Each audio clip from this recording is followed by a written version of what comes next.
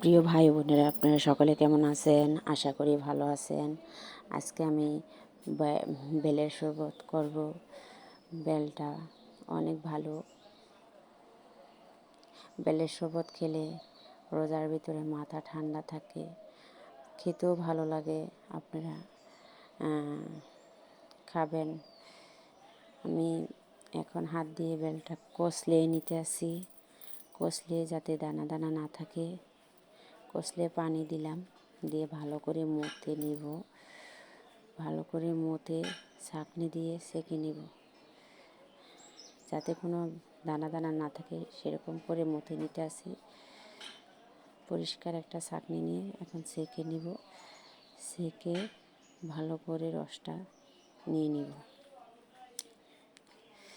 কেমন হয়, কেমন লাগে আপনাদের কাছে কমেন্টে বলে দিবেন।